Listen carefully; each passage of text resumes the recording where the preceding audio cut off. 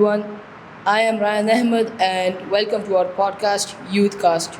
Today I have a very special guest, Engineer Waseem Nazir. Sir, welcome to our podcast. How are you doing today? Thank you very much. Thank you for inviting me and talking to a very young broadcast person. You are too young to ask questions, but I am very happy to give you the answers which you want from me.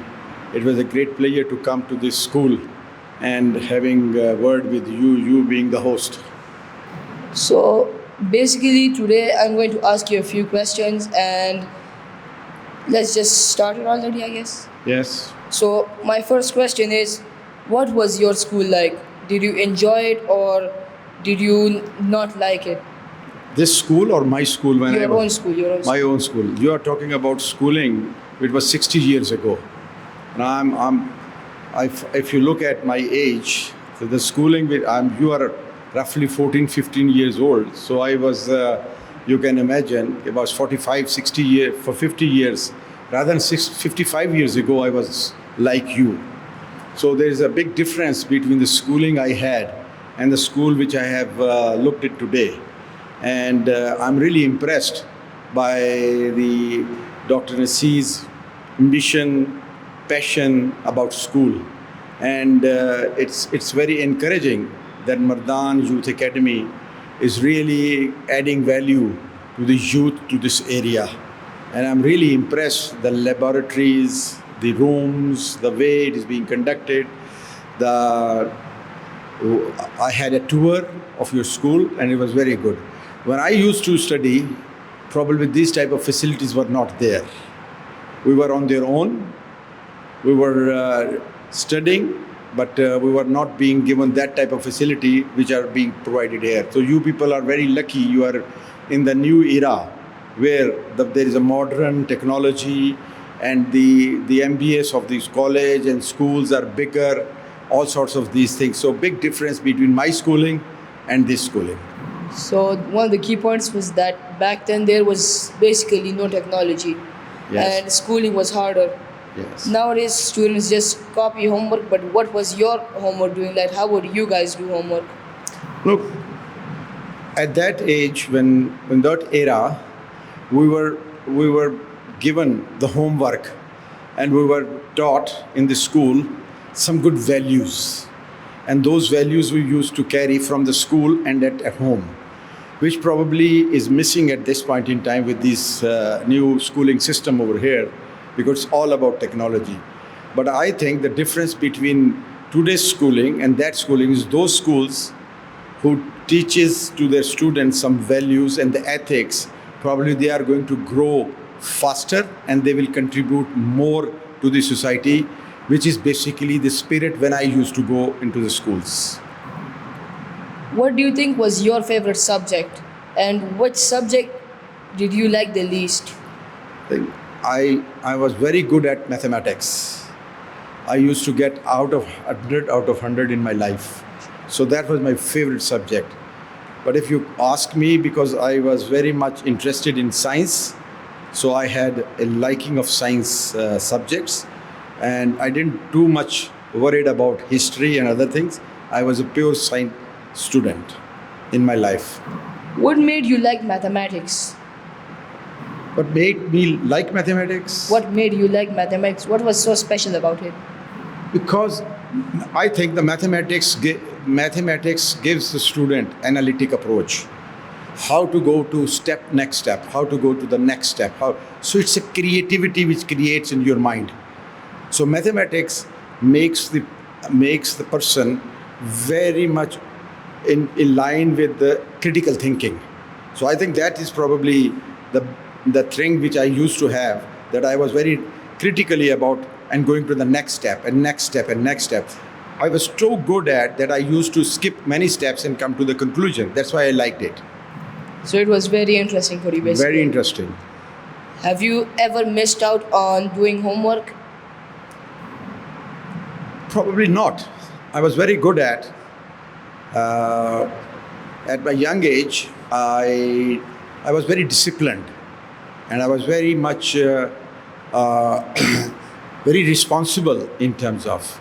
And if you ask me what I used to do when I was a student, it was very interesting that I used to make a weekly plan which subjects I need more to spend on time and on least, because the subjects which I like and which I feel I need to do more work, I used to give more hours in a week compared to those subjects which I think I can do it with less hours. So that's the way I was trained as in planning type of nature, and that make me really good in my later stages of my life. So you would basically, the subjects that you were good at, you would give them less time, but the subjects you weren't the best at, you would give them the most time. Yes, that's right. Have you ever got into trouble? I can't remember. Not at all. Not at all. I was really good at most of the things. I was one of the best student. I used to be good at my subjects. I used to play. I was the favorite of my family. My mother used to call me the best boy. So I think I have done the best I could do in my life. School, if you think about it, right, can sometimes be hard for some students. The pressure, the non-stop work, and etc. So, what made you overcome that? Look. If you study from heart, if you like it, and if you don't take it as a pressure and a burden, and make a hobby.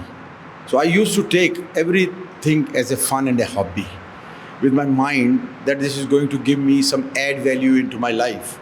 Probably then you don't take it a pressure. So the pressure comes from your intention.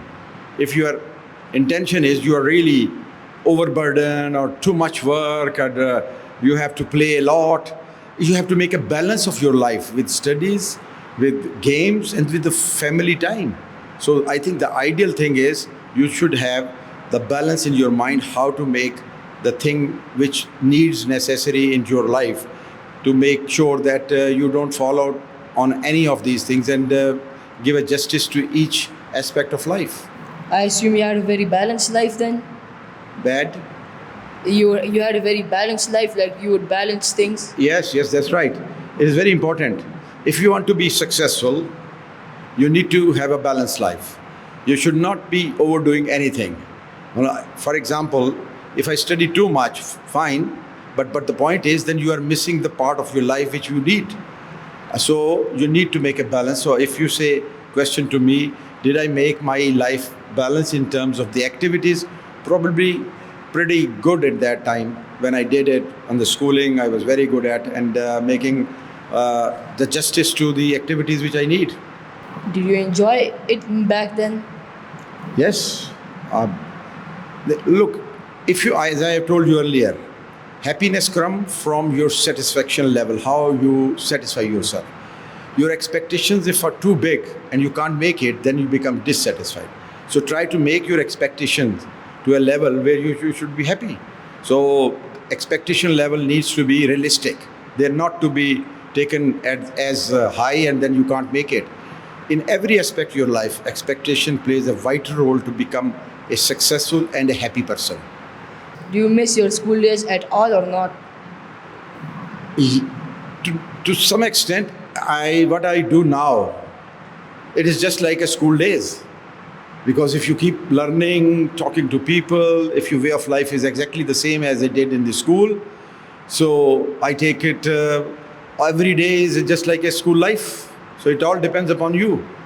So, what basically inspired you to become an engineer? Was it because of the mathematics you study at school? Probably this is one of the great contribution to become an engineer. Oh. I had the opportunity to become a doctor, but I left it not to go for biology because of my interest in mathematics. So to answer to your question, the mathematics interest made me engineer. Is there any good part about being an engineer? I take it now as engineer. Engineer is good, I said, because the engineer, in every aspect of your life, there is a contribution of engineer. So if you have an ethical engineer, you are a good engineer, you are mindful that you are contributing to the society, I think you are then satisfied.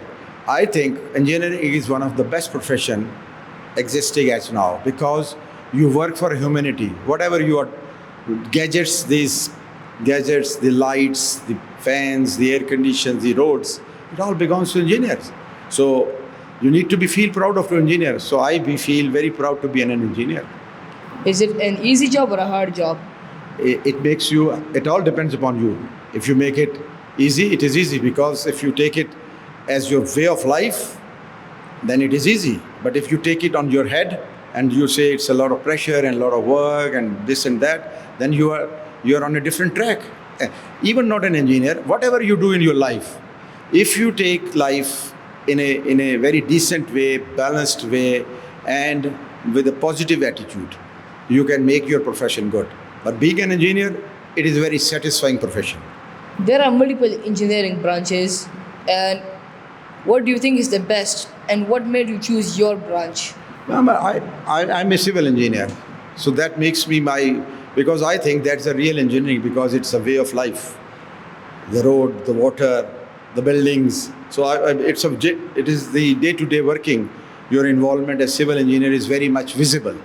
So I feel myself in that position where I think I have contributed a lot. And the liking to become a civil engineer is not now. It has been when I was in school. I was thinking of being an engineer, but my priority was to become a civil engineer. Sir, do you have any message for our students out there? Yes, why not? Because I like this school very much. The way it is being handled, the way the buildings are, the way the operation is. I think the student of this school, the important thing is the values. So Dr. Nazir, when I had a discussion with him, he was very, very coming forward and putting attention that the growing age between 8 years to 13 years is very important. And in that age, if you give a lesson or the way of life, the working, then you can really make a good society member. So I think in Mardan Youth Academy, the students of 2,000 students, if they are trained the way the Dr. Sahib is thinking and the facility is coming up, they will have a very good impact on the society. And I wish that this type of spirit, hard work, and forward looking is being put by Dr. Nazir. If it is implemented in the schools, it will make a difference, but it is not very quick. It has to have a generation work which further engineers, further school owners has to do it. Yeah. In your own opinion, sir, how do you think we can become good citizens and help Pakistan grow? If you focus on yourself and do your best, whatever you are doing, you can contribute it. My advice to young is don't look on others. Look in yourself. You have a potential in yourself. And if you can exploit your potential, you can not be good for yourself, but you will be good for the society. One last thing. How can we start thinking about our careers even at a young age? What sort of? Like us students, right? Mm-hmm. How can we start thinking about what we want to be when we grow up? Oh, yes. The point is the destiny is in your hand. If you become a good human being and you focus on your life, I'm pretty sure you will excel. People ask me that the student should become a doctor or an engineer or a chartered accountant or a lawyer. I always say to them, do whatever you want to do it, but try to do is the best and you will excel. A doctor could be 100 rupees, a doctor could be 5,000 rupees 1 hour, a half an hour. A lawyer could be of 10,000 rupees, a lawyer could be 1 lakh rupees. So there is no difference between the lawyer and this profession. It is all in you. If you excel in your profession, you will be better off, you will be paid better, you will have a good life, and you will have a good citizenship. Well, sir, thank you for coming out today and doing this podcast with me. I really enjoyed it. And for the students of Mardan Academy, see you guys next time.